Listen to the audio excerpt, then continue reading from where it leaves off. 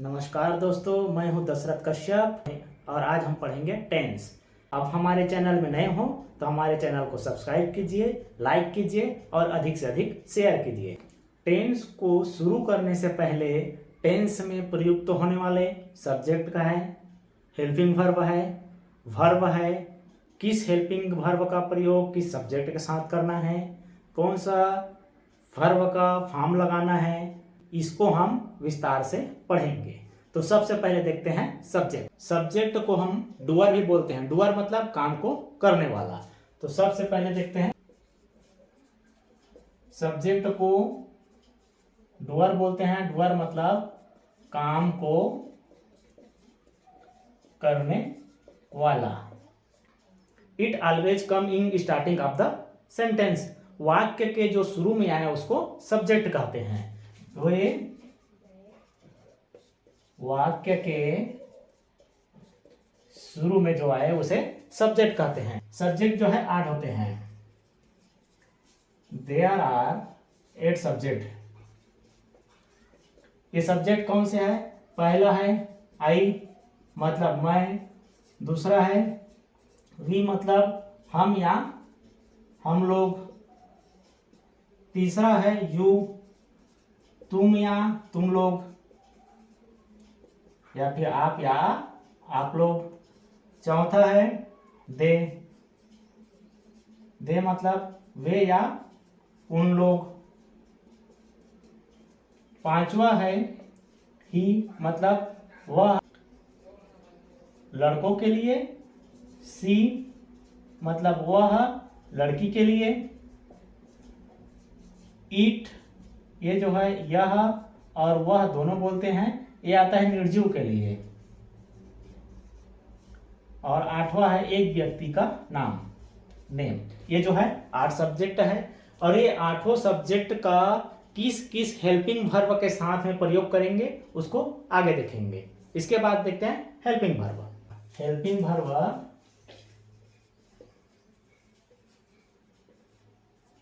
Helping verb या इसे को एक्चुअली वर्ब बोलते हैं।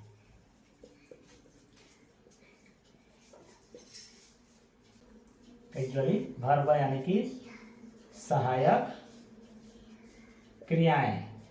सबसे पहले देखते हैं एग्जांपल, आई एम राइटिंग। ये जो है सब्जेक्ट है, ये जो है मेन वर्ब है और ये जो है हेल्पिंग वर्ब है। तो सब्जेक्ट और मेन वर्ब को बताने में जो मदद करे उसे हेल्पिंग वर्ब कहते हैं। तो सब्जेक्ट और में आई और राइटिंग को बताने का काम कर रहा है एम, तो एम जो है हेल्पिंग वर्ब है। यहाँ पर हेल्पिंग वर्ब जो है 24 होते हैं। टेंस के आधार पर कितने होते हैं और मॉडल्स के आधार पर कितने होते हैं उसको देख रहे हैं। तो देयर आर 24 हेल्पिंग वर्ब। ठीक है। टेंस के आधार पर, टेंस के आधार पर 13 हेल्पिंग वर्ब और वर्ब फॉर्म चेंज होगा। ये जो हेल्पिंग वर्ब है टेंस के आधार पर जो 13 हेल्पिंग वर्ब है, ये हेल्पिंग वर्ब के आधार पर जो है ये वर्ब का फॉर्म जो है चेंज होते रहता है। और मॉडल्स के आधार पर कितने होगा? मॉडल्स के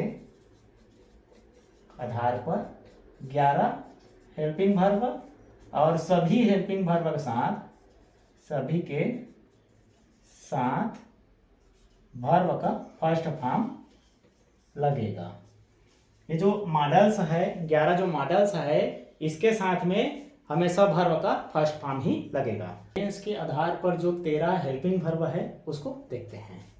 तो टेंस बेस्ड हेल्पिंग वर्ब कितना है? 13 है। पहले में आएगा डू, डस, डिड। इसके साथ में वर्ब का फर्स्ट फॉर्म लगेगा। इज, एम, आर, वास, वेयर। इसके साथ में वर्ब का आईएनजी फॉर्म लगेगा। हैज, हैव, हैड, इसके साथ में वर्ब का थर्ड फॉर्म लगेगा। शैल या विल, इसके साथ में हमेशा वर्ब का फर्स्ट फॉर्म लगेगा। डू और डज जो है प्रेजेंट इंडेफिनिट टेंस का है और ये पास्ट इंडेफिनिट टेंस का है, इसके साथ वर्ब फर्स्ट फॉर्म लगेगा। इसकी संख्या 3 है। इज एम आर जो है प्रेजेंट कंटिन्यूअस टेंस का है और वास वेयर जो है पास्ट कंटिन्यूअस टेंस का है, इसके साथ में हमेशा आईएनजी फॉर्म लगेगा। इसकी संख्या है 5। हैज हैड जो है प्रेजेंट परफेक्ट टेंस का है और हैड जो है पास्ट परफेक्ट टेंस का है, इसके साथ में हमेशा वर्ब का थर्ड फॉर्म लगेगा। इसकी संख्या है 3। और शैल विल जो है फ्यूचर टेंस का है और इसके साथ में हमेशा वर्ब का फर्स्ट फॉर्म ही लगता है, इसकी संख्या है 2। ये टोटल हो जाएगा 13। 13 जो है टेंस के आधार पर हेल्पिंग वर्ब है। अब जो है पहले देखे हैं कि ये जो 13 हेल्पिंग वर्ब है इसके आधार पर यहाँ पर देखो first form, ING form, third form, फिर फर्स्ट फॉर्म, यानी कि इस हेल्पिंग वर्ब के आधार पर मेन वर्ब के फॉर्म में परिवर्तन होगा। टेंस के आधार पर जो 13 हेल्पिंग वर्ब पढ़े हैं उसके बाद में अब आया है मॉडल्स। मॉडल्स का जो 11 हेल्पिंग वर्ब है उसको देखते हैं। तो ये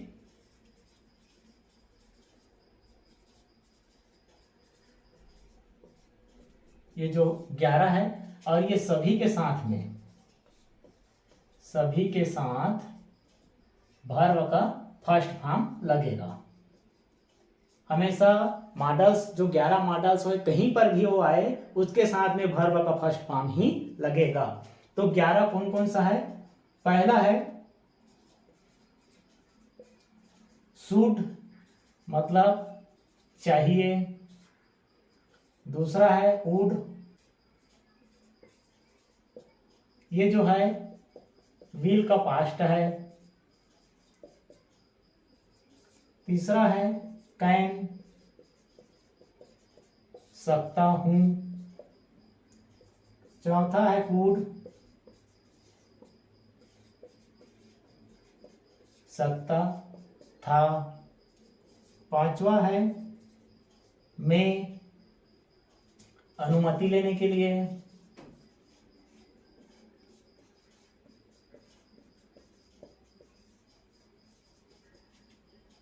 छठवां है माइट एकदम कम संभावना के लिए,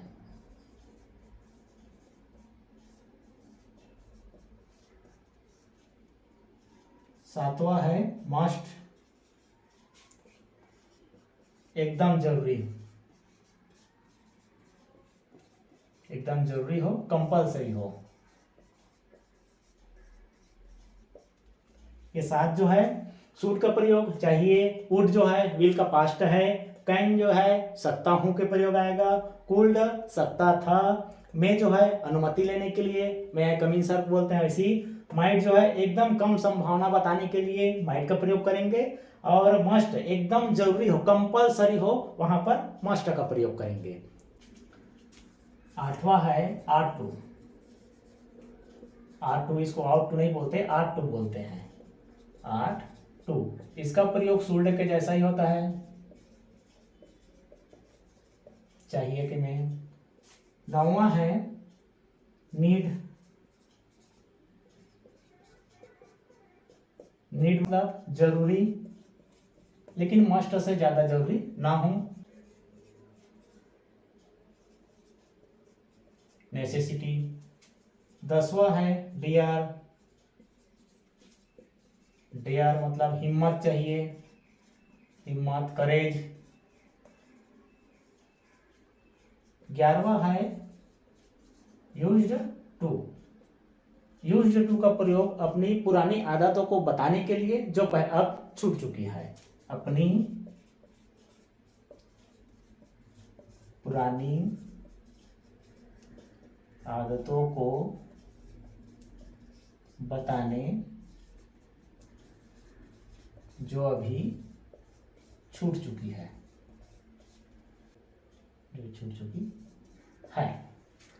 आर टू का प्रयोग शुड के समान ही होगा, चाहिए में। नीड मतलब जरूरी है, जो मस्ट में एकदम जरूरी रहता है, यहाँ उतना जरूरी नहीं है, नेसेसिटी है। डेयर मतलब हिम्मत या करेज की स्थिति में डेयर का प्रयोग करेंगे, और यूज टू का प्रयोग जो है अपनी पुरानी आदतों को बताने के लिए जो अभी छूट चुकी है। अब हम सिंगुलर और प्लूरल जो सब्जेक्ट है, कौन सा सब्जेक्ट सिंगुलर में आएगा, कौन सा सब्जेक्ट प्लूरल में आएगा, इसको विस्तार से देखते हैं। तो ये सिंगुलर प्लूरल सब्जेक्ट, एक साइड लिख देते हैं सिंगुलर और यहां प्लूरल,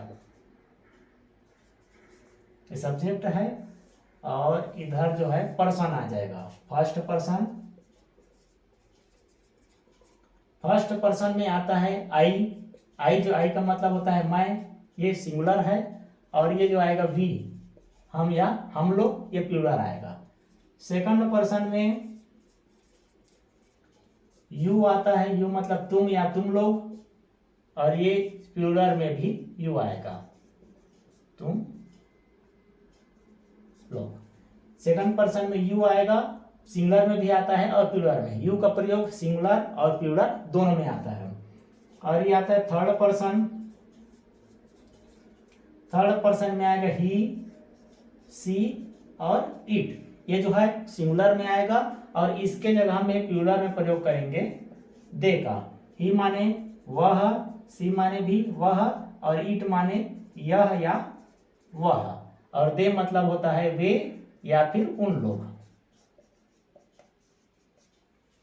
ठीक है, फर्स्ट पर्सन में I singular, we plural, second person में यू जो है सिंगुलर और प्लूरल दोनों का काम करेगा स्थिति के अनुसार, और थर्ड पर्सन में ही, सी और इट जो है सिंगुलर में आएगा, और इसके जगह में आएगा दे जो है प्लूरल में आएगा।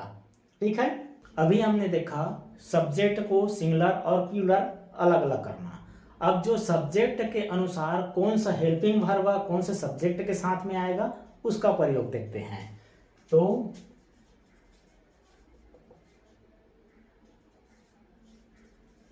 हेल्पिंग वर्ब यहां लिख देते हैं सब्जेक्ट, सब्जेक्ट में I, we, you, they, he, she, it, और एक व्यक्ति का नाम। आई को अलग रख देते हैं, ये